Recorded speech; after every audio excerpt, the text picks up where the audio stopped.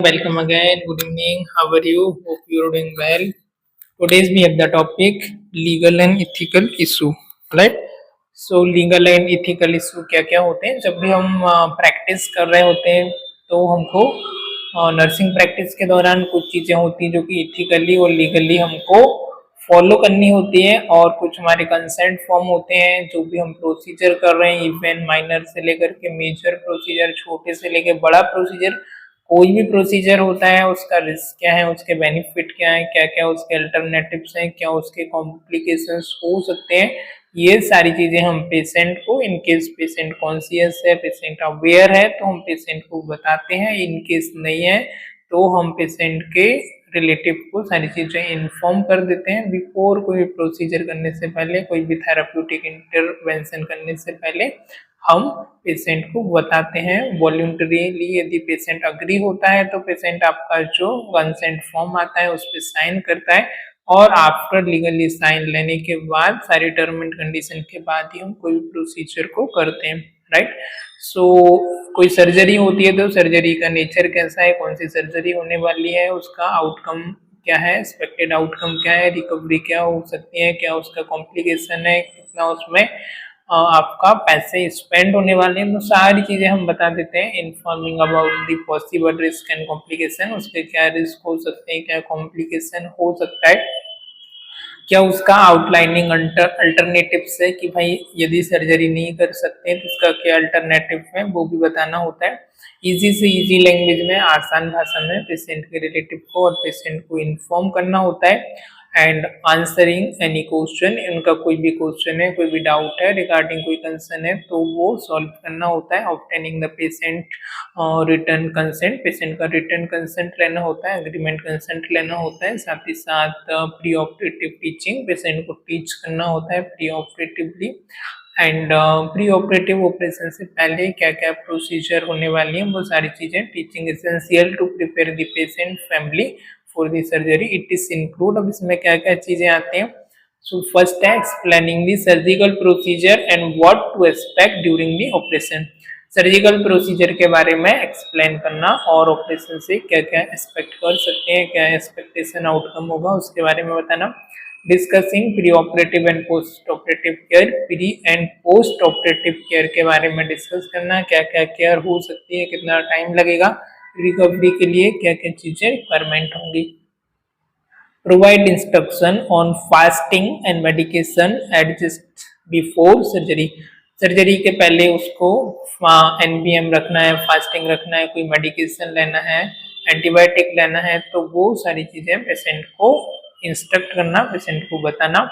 Teaching breathing exercise जो भी breathing exercise है जो भी टेक्निक्स है to prevent the post operative complication like pneumonia right so post operative complication से प्रिवेंट करने के लिए लाइक निमोनिया हो गया राइट तो इनको प्रिवेंट करने के लिए हम इसका यूज करते हैं informing about pain management strategies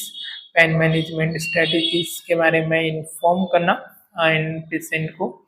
इसके अलावा pre op checklist for the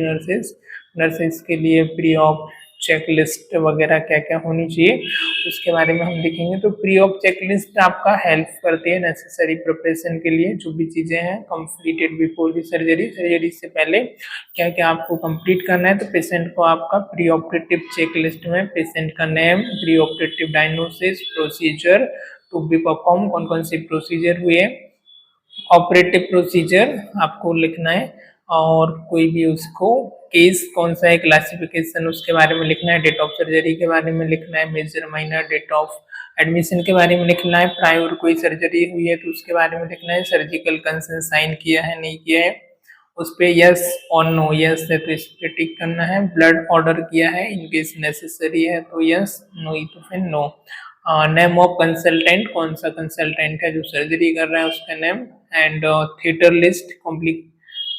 completed theatre list में क्या क्या चीजें अवेलेबल हैं ब्लड अवेलेबल है नहीं है राइट हाई पेशेंट को हाइपरटेंशन तो नहीं है HIV एड्स कम्युनिकेबल डिजीज तो नहीं है डायबिटीज तो नहीं है अर्थराइटिस तो नहीं है इन्वेस्टिगेशन क्या क्या हुआ है किसी मेडिकेशन से पेशेंट को एलर्जी तो नहीं है किसी ऑफेंडिंग ड्रग्स तो एलर्जी तो नहीं है राइट और उसका फिजिकल एग्जामिनेशन क्या है, ईसीजी, एक्सरे वगैरह, फिजिकल फिटनेस पेशेंट का कितना है, सिस्टम वाइज कितना है, आईवी फ्लूइड वगैरह क्या क्या दिया है, क्या क्या रनिंग चल रहा है, राइट। फॉलिस कैथेटर है कि नहीं, पेशेंट का आपका सेव्ड है कि नहीं, पार्ट प्रिपेयर है कि नहीं, ज्वेलरीज वगैरह रिमूव की है नहीं, पेशेंट का क्लोरहेक्सिडाइन ऑफ माउथ वाश है कि नहीं, एक्सरे सीटी जो भी रिक्वायरमेंट के अकॉर्डिंग हुआ है कि नहीं, पेशेंट एनपीओ नील पर माउथ है या नहीं है, राइट, यस या नो, 6 आवर तक। वो सारी चीजें, heart rate, blood pressure, temperature, जो भी वाइटल साइन है वो मेजर करना है और सब चेक करना है। एंड सिग्नेचर नर्सेस के और date and ketamine provider and anaesthetist ward checklist. Anaesthetist में कौन कौन सा एनेस्थेसिया दिया है उसके बारे में आपको लिखना है, ब्लड प्रोडक्ट के बारे में, आईवी फंक्शनिंग के बारे में, और ये सारी चीजें होती हैं जिनको आपको चेक करना है। कैटामाइन हो गया, रीजनल हो गया, लोकल हो गया, टाइप ऑफ एनेस्थेसिया के बारे में लिखना है, डेट एंड टाइम, और right, and signature. So this is the anaesthetic का सिग्नेचर, नर्स का और डॉक्टर्स का। So this is the checklist जो कि आपको चेक करनी होती है। अगला है आपका verifying the patient identity and surgical site. Patient की सर्जिकल साइट को आइडेंटिफाई करना, किस जगह पर आपकी सर्जरी हुई है, वहां पर कोई कॉम्प्लिकेशन तो नहीं हो रहा है, इन्फेक्शन तो नहीं है, पस तो नहीं है, right. Reviewing the patient medical history and allergies, patient की मेडिकल हिस्ट्री और एलर्जी कंडीशन को रिव्यू करना। Confirming inform consent has been obtain,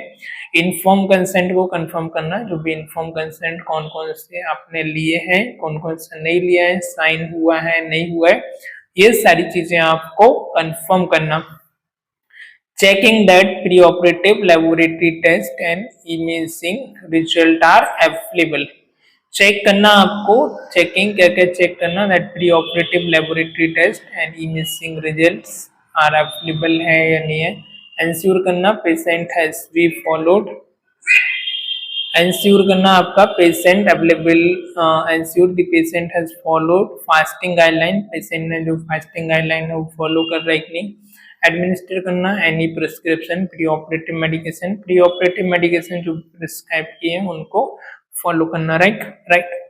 next आपका immediately before surgery, before surgery के बाद क्या क्या चीजें फॉलो करनी चाहिए। तो first, nurse have specific task to perform just before the patient is taken to the operating room. Operating room में लेने से पहले क्या क्या चीजें होनी चाहिए। तो फर्स्ट आपका skin prepare, wash the hand, wash the skin around the incision site and clean it with an antimicrobial agent to reduce the risk of infection। तो जिस साइट पर भी आपका इंसिजन होना है उस साइट आपको क्लीन करना होता है, साइट ऑफ इंसिजन को आपको एंटीमाइक्रोबियल सोल्यूशन से, स्क्रब से पूरा इन्फेक्शन को रिड्यूस करने के लिए, right. An intravenous line, intravenous line में आपका start intravenous line with a saline solution to ensure the patient is hydrated and has access for administrating medication and fluid during the surgery. Intravenous line को आपको start करना, saline वगैरह क्या क्या patient को चल रही है। पेशेंट आपका हाइड्रेट होना चाहिए, बिफोर सर्जरी से आपका वेल हाइड्रेट होना चाहिए, फुल ऑफ आईवी फ्लूइड होनी चाहिए। Family preparation, prepare the family for the surgery, surgery को भी फैमिली के लिए प्रिपेयर करना, एक्सप्लेन करना प्रोसीजर के बारे में, एक्सपेक्टेड ड्यूरेशन, आउटकम्स के बारे में, how they will perform the patient status, patient का स्टेटस क्या है, and this help elevate the anxiety, और ये आपका हेल्प करता है एलिवेट ऑफ एंजाइटी के लिए, एंड इंश्योर करता है they know where to wait and warm to contact for updates, right. So all these are the procedures जो कि आपको लीगल इथिकल प्रोसीजर बिफोर आपको सर्जरी करनी होती है।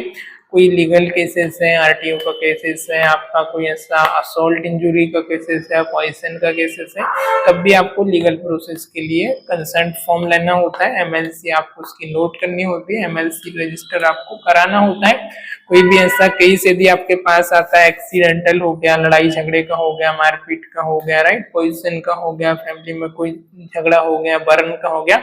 तो इस तरीके के केस में, सुसाइडल केस जो भी होते हैं, इस तरीके का आपको लीगल कंसेंट लेना होता है, बिकॉज आपकी प्रैक्टिस सेफ होनी चाहिए। इवन आप कोई भी प्रोसीजर कर रहे हैं तो आपको खुद पे रिस्क नहीं लेना है आपको, छोटी छोटी प्रोसीजर के लिए भी आपको कंसेंट साइन लेना है। कंसेंट अग्रीमेंट साइन होने के बाद ही आपको कोई भी प्रोसीजर करनी है। कई बार जल्दी जल्दी में हम पेशेंट को सेव करने के लिए हम सोचते हैं कि भाई चलो हम प्रोसीजर कर देते हैं, लेकिन बाद में पेशेंट के रिलेटिव यदि अग्री नहीं कर रहे हैं, साइन नहीं कर रहे हैं, तो आपको प्रॉब्लम हो सकती है, आपकी प्रैक्टिस में आपको प्रॉब्लम आ सकती है। तो आपको विशेष ध्यान रखना है किसी भी बात का, जो भी आप कोई प्रोसीजर कर रहे हैं, स्पेशली कोई कॉम्प्लिकेटेड प्रोसीजर है, हाई रिस्क प्रोसीजर है, तो आपको हाई रिस्क कंसेंट साइन भी लेना है। लीगली आपको सारी प्रोसीजर को फुलफिल करना है, उसके बाद ही आपको आगे फॉरवर्ड करना है, प्रोसीजर को फर्दर मूव करना है। ऑलराइट, सो अच्छे तरीके से वेरीफाई करना है, हिस्ट्री कलेक्ट करना है, कोई एलर्जिक वगैरह सिम्टम्स तो नहीं है, ये सारी चीज़ें आपको देखना है। इमीडिएट बिफोर सर्जरी के बारे में हमने देखा, legal consent and legal form के बारे में यहाँ पर जाना, प्री ऑपरेटिव क्या क्या चेकलिस्ट होनी चाहिए, वाइटल साइन आपका हो गया, फिजिकल फिटनेस हो गया आपका, राइट,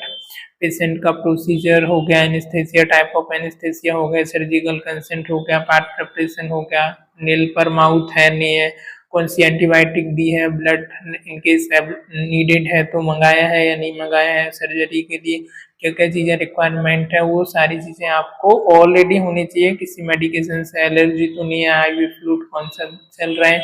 राइट, ये सारी चीज़ों के बारे में, एक्सरे हो गया, सीटी हो गया, एमआरआई हो गया, ज्वेलरीज को रिमूव करना, पेशेंट के क्लोथ को रिमूव करना, कैथेटर है तो उसको सेफली लगा के रखना, और ये सारी चीज़ें आपको देखनी होती है जब भी आप ऑपरेशन में पेशेंट को भेजते हैं उससे पहले। ऑलराइट, तो चलिए आज की क्लास में फिलहाल इतना ही। I hope you understood this. If you have any doubt regarding this you may ask. Easy है पर इम्पोर्टेंट है, तो आपको कोई क्वेश्चन है, डाउट है तो आप मुझे पूछ सकते हैं। तब तक के लिए बाय बाय, मिलते हैं किसी और लेक्चर में। Keep learning, keep growing. Thank you for watching this.